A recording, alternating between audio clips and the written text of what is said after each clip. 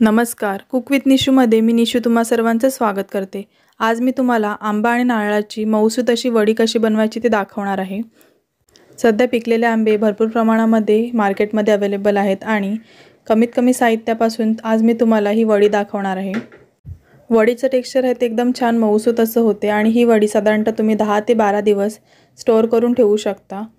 पण जर का तुम्हाला ही अजूनही टिकवायची असेल तर त्यासाठी काही टिप्स मी तुम्हाला व्हिडिओ चालू असताना सांगेन, तर तुम्ही व्हिडिओ आहे तो शेवटपर्यंत बघायला विसरू नका। या ठिकाणी मी 1 वाटी आंब्याचा रस आहे तो इथे घेतलेला आहे आणि त्याच्यात दुप्पट प्रमाणात मी इथे ओला नारळ वाटून घेतलाय मिक्सरमध्ये। तुम्ही इथे खोवून देखील ओला नारळ वापरू शकता, परंतु इथे टाइम वाचावा म्हणून मी इथे वाटून घेतलाय।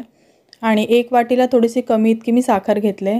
साखरेचं प्रमाण आहे ते आपण नंतर ॲडजस्ट करणार आहोत, कारण आंब्याचा गोडवा कितपत आहे त्यानुसार तुम्ही साखरेचं प्रमाण वाढवू शकता। तसेच इथे 1 चमची इतकं तूप मी घेतलंय, ह्यातलं मी साधारणतः अर्धी चमची इतकंच तूप वापरणार आहे। आता तूप सोडून बाकीचं साहित्य आहे ते आपण ह्या मिक्सरच्या भांड्यामध्ये काढून घेऊया। इथे मी पाऊण वाटी इतकी साखर घेतली, पण त्यातली मी थोडीशी साखर आताही शिल्लक ठेवते, जर वाटलं तर नंतर ती मी ॲड करेन। आता हे सर्व मिश्रण आहे ते मिक्सरला आपण एकदा फिरवून घेऊया, जेणेकरून हे सर्व मिक्स होईल। ही स्टेप स्किप करून तुम्ही डायरेक्टली देखील हे सर्व पॅनमध्ये मिक्स करून घेऊ शकता। इथे मी एक पसरट असा पॅन घेतलेला आहे आणि त्यामध्ये अर्धी चमची इतकं तूप घालून घेते। तूप वितळलं की नंतर आपण त्यामध्ये जे आपण मिश्रण करून घेतले ते आपण घालून घेऊयात। आता हे मिश्रण आहे ते साधारणतः 1 ते 2 मिनिटांसाठी आपण परतून घेऊ। परतताना ते मीडियम टू लो फ्लेमवरच परतायचं आहे, नाहीतर ते खाली लागू शकते, कारण अजूनही ह्यामधली साखर आहे ती विरघळलेली नाही आहे। आता हे झाकण ठेवून आपण 3 मिनिटांसाठी शिजवून घेऊयात।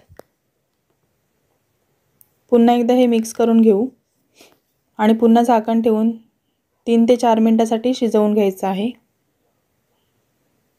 बऱ्यापैकी आता नारळाचा आणि आंब्याचा कच्चेपणा आहे तो निघून गेलेला आहे। आता आपण हे लो टू मीडियम फ्लेमवर साधारणतः 10 ते 12 मिनिटांसाठी असंच परतून घेणार आहोत। आपल्याला हे मिश्रण आहे ते घट्ट होईपर्यंत परतून घ्यायचं आहे। जर तुम्ही कमी प्रमाणामध्ये वड्यांचं मिश्रण घेतलं तर कमी टाइम देखील लागू शकते, आणि जर तुम्ही जास्त प्रमाणात वड्या बनवणार असाल तर जास्त टाइम लागू शकते। तुम्ही या ठिकाणी बघू शकता मिश्रण किती छान घट्ट होत आले।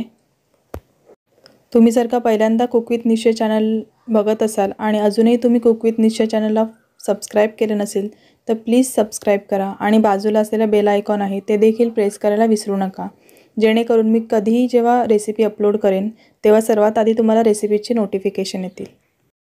मिश्रण छान घट्ट होत आले आणि तुम्ही इथे बघू शकता स्पॅच्युलाला ते मिश्रण अजिबात चिटकत नाही आहे, म्हणजे हे समजायचं की आपलं हे मिश्रण आहे ते ऑलमोस्ट झालेलं आहे। जर तुम्हाला असं वाटलं की ओलसर आहे तर तुम्ही ते थोडंसं अजून शिजवून घेऊ शकता। आता हे मिश्रण आहे ते मी इथे एका ट्रेमध्ये काढून घेते। तुमच्याकडे जर बेकिंग ट्रे नसेल तर तुम्ही एखाद्या प्लेटला देखील तूप लावून त्यामध्ये हे मिश्रण काढू शकता। इथे मी बटर पेपर लावून घेतला आहे, त्यामुळे मी इथे तूप लावलं नाही आहे। आता हे मिश्रण आहे ते आपल्याला सर्व बाजूने चांगलं स्प्रेड करून घ्यायचं आहे। तुम्हाला जर इथे ड्रायफ्रूट्स लावायचे असेल तर ते देखील तुम्ही इथे बारीक कापून ते लावू शकतात। आता हे मिश्रण आहे ते आपण साधारणतः 20 ते 25 मिनिटांसाठी असंच थंड होऊ देणार आहोत। त्यानंतर तुम्ही साधारणतः 2 ते 2.5 तासासाठी हे मिश्रण आहे ते असंच नॉर्मल टेम्परेचरला देखील सेट होऊ देऊ शकता, किंवा जर तुम्हाला फ्रीजमध्ये ठेवायचं असेल तर फ्रीजमध्ये ठेवून देखील तुम्ही थंड करून घेऊ शकता। आपलं मिश्रण आहे ते परफेक्ट सेट झालं आहे। आता मी इथे वड्या पाडून घेते। तुम्हाला हव्या त्या आकारामध्ये तुम्ही वड्या पाडून घेऊ शकता।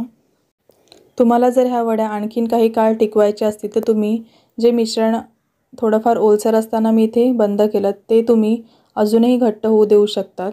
साधारणतः चिकीसारखं आपलं जे मिश्रण होते तसं झालं की त्यानंतर तुम्ही मिश्रण आहे ते थापून घेऊ शकता।